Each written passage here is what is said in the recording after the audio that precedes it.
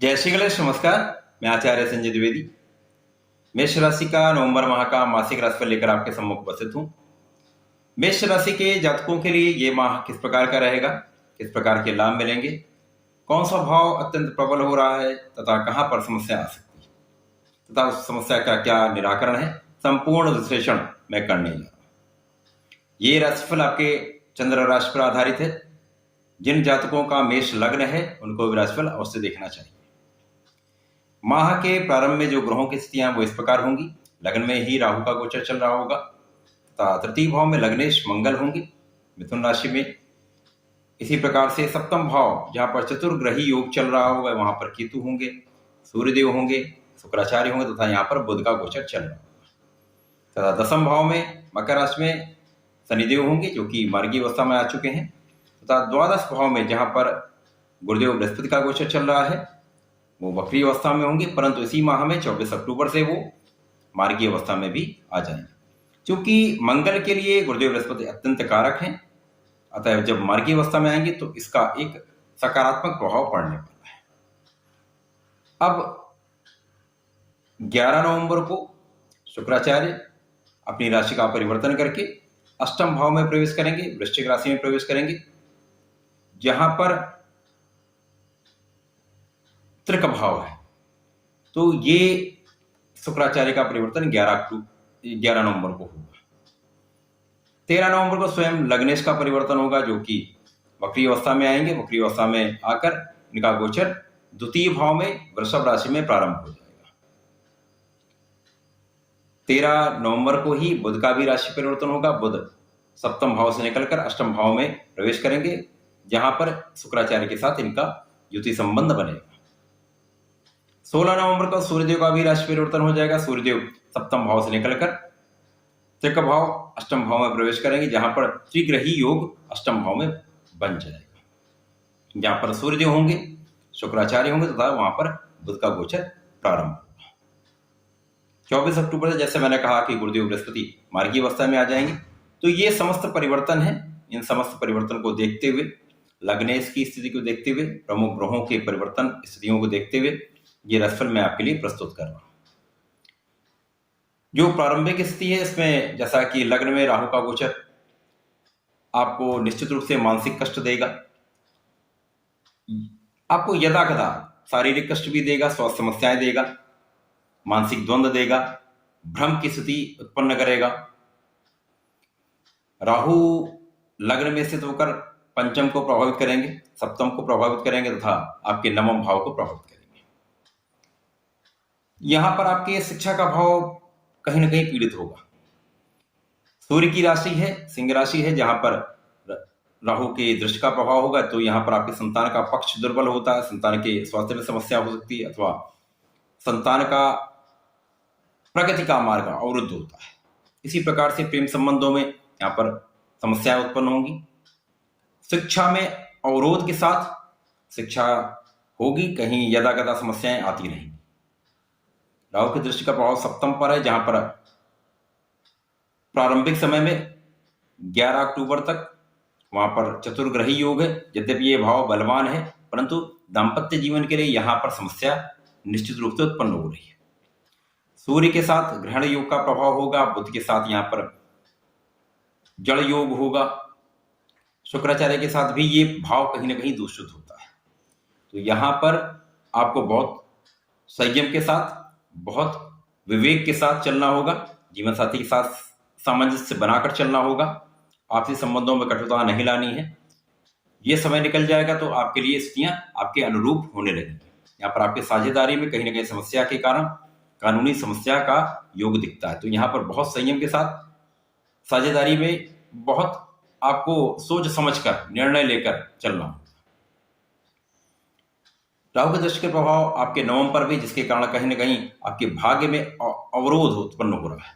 तो जो लाभ आपको मिलना चाहिए, यद्यपि आप बहुत पराक्रमी हैं, बहुत परिश्रमी हैं, एनर्जेटिक हैं, परंतु आपको अपने परिश्रम का लाभ उतना नहीं मिल पा रहा, क्योंकि यहाँ पर भाग्य का भाव अवरुद्ध है, जिसके कारण यहाँ पर आपके साथ समस्याएं आ रही।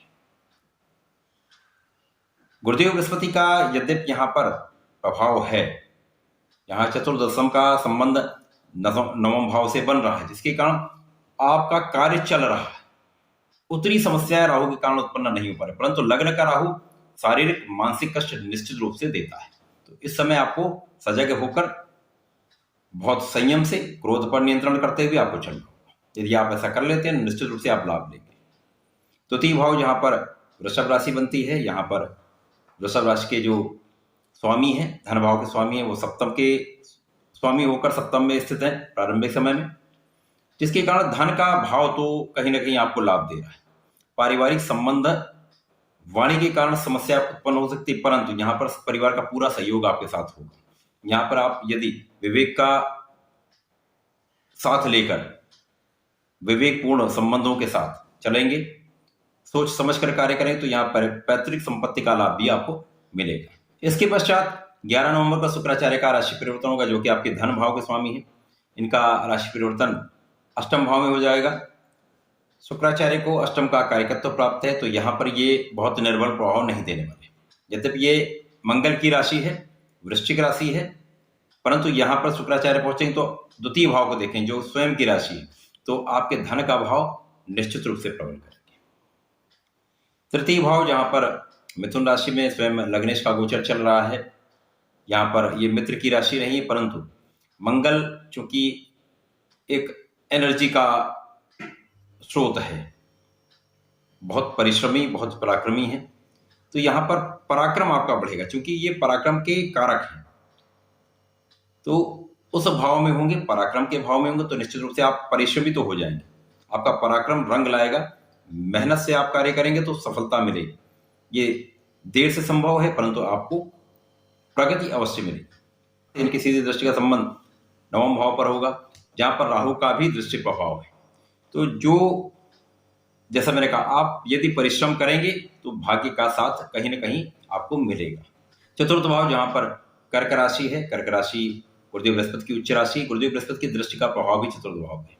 तो समस्याओं के होते हुए भी यहाँ पर आपको अपने माता पिता का आशीर्वाद मिलेगा। आपके सुख सुविधाओं में वृद्धि होगी, आप कार्य क्षेत्र में प्रगति करेंगे। गुरुदेव की दृष्टि का प्रभाव आपके सिस्टम पर भी होगा, तो जहां पर भी कुछ रोग ऋण की समस्या है वहां आपको मुक्त करेंगे। आपको विदेशी व्यापार से लाभ मिलेगा, विदेशी सेवा में है, विदेश सेवा में है, तो वहां निश्चित रूप से आप लाभ प्राप्त करेंगे। यहां आपको ऋण से आप मुक्त होंगे, तो कहीं ना कहीं जो आप परिश्रम कर रहे हैं, जो धन का अर्जन कर रहे हैं, उनसे आप लाभ अवश्य लेने वाले हैं। गुरुदेव की दृष्टि का प्रभाव आपके अष्टम भाव पर होगा, तो आपको जो आपके साथ स्वास्थ्य समस्या हो रही, गुरुदेव उनसे आपको मुक्त कर रहे हैं, आपको प्रोटेक्शन दे रहे हैं, आपको बचाव कर रहे हैं। पंचम सिंह राशि है, जहां पर जिनके स्वामी सप्तम भाव में होकर आपके लग्न को देख रहे हैं, तो मेष राशि के लिए प्रबल कारक हैं सूर्यदेव। यहाँ पर सप्तम भाव में होकर आपके लग्न को बलवान कर रहे हैं, तो राहु की दृष्टि का प्रभाव यद्यपि सप्तम भाव पर है, लेकिन लग्न आपकी बलवान है। यहाँ पर चतुर्ग्रही योग आपको बलवान कर रही, आपके अंदर कॉन्फिडेंस का लेवल अच्छा होगा, तो जो समस्याएं आ रही हैं आप उनसे निकलते चले जाएंगे। यहाँ पर धन भाव के स्वामी की दृष्टि का प्रभाव, आपको परिश्रम से धन निश्चित रूप से मिलता चला जाएगा, जिसके कारण आपका परिश्रम बढ़ता जाएगा, आपका कॉन्फिडेंस बढ़ता जाएगा, आपका आत्मबल बढ़ेगा, आपको सहयोग मिलेगा, कार्य क्षेत्र में प्रगति निश्चित रूप से होगी। साथ ही साथ यहाँ पराक्रमेश भी होंगे, षष्टम के भी स्वामी हैं, तो आप कहीं ना कहीं रोगों से भी मुक्ति पाएंगे और यहाँ पर आप कार्य क्षेत्र में निश्चित रूप से प्रगति करेंगे। मंगल का राशि परिवर्तन होगा, मंगल वक्री होकर तृतीय भाव से निकलकर द्वितीय भाव में पहुंच जाएंगे, जहां पर वृषभ राशि बनती है, शुक्राचार्य की राशि है। शुक्राचार्य की सीधी दृष्टि का प्रभाव यहाँ पर मंगल के साथ हो जाएगा। अब शुक्राचार्य की दृष्टि का प्रभाव भी अपनी राशि पर है। मंगल की राशि में बैठकर शुक्राचार्य एक परिवर्तन राजयोग का निर्माण करेंगे। मंगल के साथ ये परिवर्तन राजयोग आपको निश्चित रूप से अचानक धन का प्रबल लाभ कराएगा। यहां पर आपको संपत्ति का अर्जन कराएगा। पैतृक संपत्ति जो आपकी कहीं ना कहीं लिटिगेट थी, आपकी कहीं ना कहीं फंसी हुई थी, उससे आपको अचानक लाभ मिलेगा। तो निश्चित रूप से यहाँ अचानक धन लाभ आप लेंगे। इसके पश्चात सूर्यदेव भी पंचमेश होकर अष्टम में आएंगे, तो सूर्यदेव को त्रिका भाव का कोई दोष नहीं लगता, यहाँ पर द्वितीय भाव को बल मिलेगा। तो यहाँ यदि आप वाणी पर नियंत्रण रख लेते हैं, भाई बहनों का सहयोग लेते हैं, उनसे मित्रवत व्यवहार रखते हैं, प्रेम पूर्वक व्यवहार रखते हैं, तो निश्चित रूप से आप बहुत लाभ लेने वाले हैं। बुध का भी परिवर्तन यहां पर होगा, तो बुध जब अष्टम भाव में पहुंचे तो यहां पर त्रिग्रही योग बन जाएगा। अब ये राहु की दृष्टि के प्रभाव से इनका प्रभाव अलग हो जाएगा। अब यहां पर अष्टम में होते हुए भी अष्टम का भाव प्रबल हो जाए। अब आपके आध्यात्म में वृद्धि होगी, आपके ज्ञान में वृद्धि होगी, आप रिसर्च में बहुत प्रगति करेंगे। इसी के साथ साथ आपका व्यय जो होगा वो कहीं ना कहीं अध्यात्म में होने वाला है, आपकी रुचि अध्यात्म में बढ़ेगी। आप भ्रमण में अपना व्यय करने वाले हैं।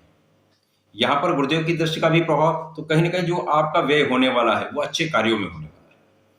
यहां रहकर अष्टम का भाव प्रबल, तो आपके स्वास्थ्य समस्याओं में भी आपको लाभ मिलेगा, स्वास्थ्य समस्याओं से आप निकल जाएंगे।